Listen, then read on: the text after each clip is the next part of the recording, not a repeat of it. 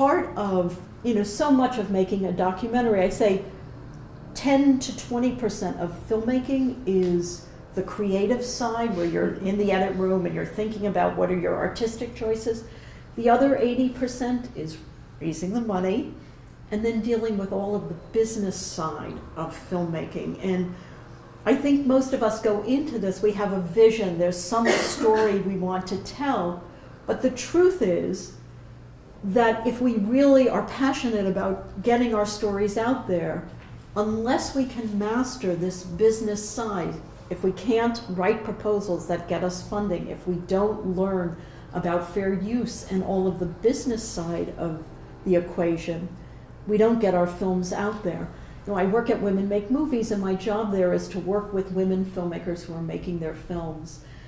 And it is fascinating to me because I encounter so many women, and I'm sure so many people generally have great ideas. There's no dearth of great ideas for films, but the only ones that get made are the ones that also have either really good producers or where the filmmaker has already gained these skills.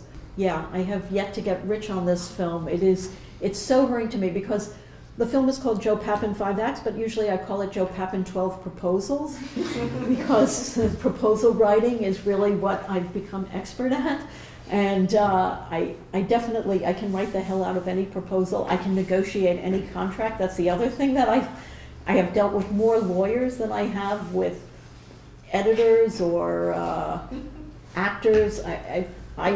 Yeah, today alone I had 3 emails from the 3 lawyers I'm still dealing with. That is a major part. I now can read a contract. In fact, one of the things I do at Women Make Movies is I look at filmmakers' contracts with funders to make sure filmmakers aren't giving away rights that they will need for the distribution of their films. So I've gained all of these skills that I never in my wildest dreams imagined I would need or want. Nor did I imagine that these things would be part of filmmaking, and yet now I really have come to understand that this is really the nuts and bolts of production. And I think people should really think about becoming producers, because I think everybody wants to direct, but it's really, really hard to find good producers and the skills that you need. So one other thing in terms of the music and some of the creative choices we made, rather than use existing music, we ended up working with a composer, a very famous jazz musician named Don Byron, who you didn't see in this. And Don ended up creating music for the film. Well, the advantage of that is that I then don't have to license it from a record label. I then own that music. So I think another thing that you have to think about when you're making your films is what is the source of the music on your film? How are you going to pay for that? Is it more advantageous to work with a composer? So for example, right, we're dealing with Shakespeare.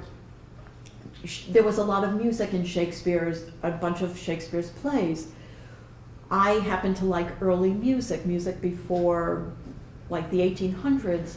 We ended up hiring an early music group in the States. We went to a church, we recorded recordings that are on some of the records that we were using as temp tracks.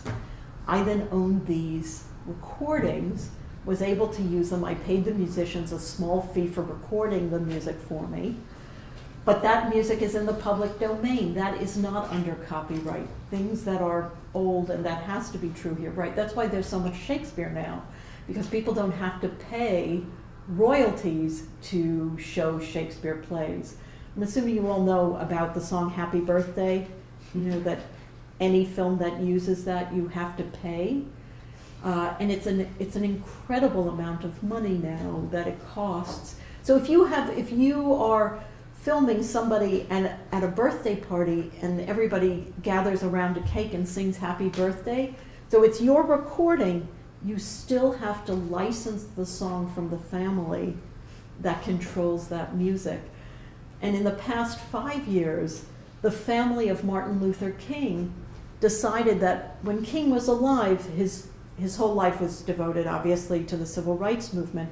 and he wasn't concerned with any kind of earning money. That wasn't his priority. So when he died, he was very poor. He didn't leave a lot to his family.